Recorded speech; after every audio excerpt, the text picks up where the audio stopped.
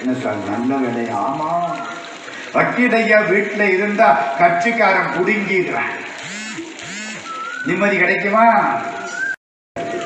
சில வார்த்தைக்கு பொருள் புரியலை, குறிச்சு வச்சுட்டேன். வெளியில வந்தாரா, வெளியில வந்து திருவி கல்யாண சுந்தர முதலியார் கேள்விப்பட்டிருக்கீங்களா? திருவிக்கா அவர்கிட்ட வந்து கேட்டு அர்த்தங்களை எல்லாம் தெரிஞ்சுக்கிட்டார். வெளியில வந்ததுக்கு அப்புறம் கொஞ்ச காலம் ஆச்சு, 1950 தாண்டிடுச்சு. தர்மபுரம் மகா சன்னிதானம் திருவாசகத்துக்கு ஒரு நூல் பதிப்பிக்கிறார் உரையோட. வித்வான் தண்டமாணி தேசிகர் உரை எழுதியிருக்கார். இவ்வளவு பெரிய பதிப்பு, நல்ல பதிப்பு. இவருக்கு கடுதாசி போடுறார் தர்மபுர ஆதீனம். யாருக்கு? ராஜாஜிக்கு. நீங்கள் இந்த திருவாசக உரைக்கு ஒரு முன்னுரை தர வேண்டும்.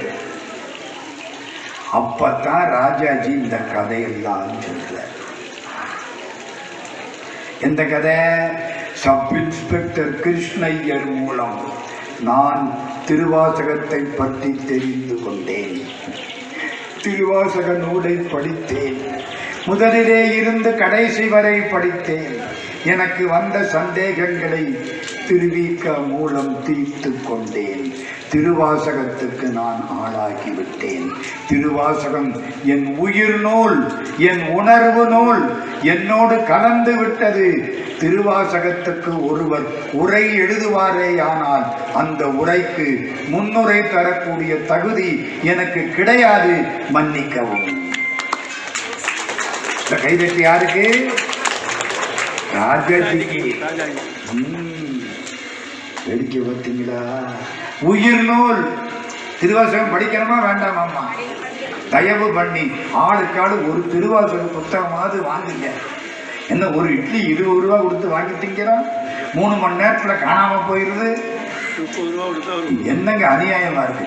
30 ரூபாய்க்கு திருவாசக புத்தகம் விற்கிது, வாங்கி படிங்கம்மா, நல்லா இருக்கும். அது அடுத்தாப்புல சொல்ல போறேன். இந்த கடிகாரம் அநியாயமா ஓடிக்கிட்டு சொல்லிப்படுறேன், சரிதானா? இதுக்கு முக்கியமான செய்தி சொல்லணுமே. ஆக ராஜாஜி திருவாசகத்தை படிச்சுட்டாரா? ஒரு 7 வருஷத்துக்கு முன்னால ஆஸ்திரேலியான்னு ஒரு கண்டம், அங்கே சிட்னின்னு ஒரு சிட்னி, சட்னி இல்லை சிட்னி, அங்கே எனக்கு 8 நாள் பேச்சு. இந்த யாழ்ப்பாணத்து தமிழ் மக்கள் தேவார திருவாசகத்தை முறையாக படித்தவர்கள். இந்த பிள்ளைங்க படிச்சது பாருங்க, இது மாதிரி அங்க உள்ள பிள்ளைங்க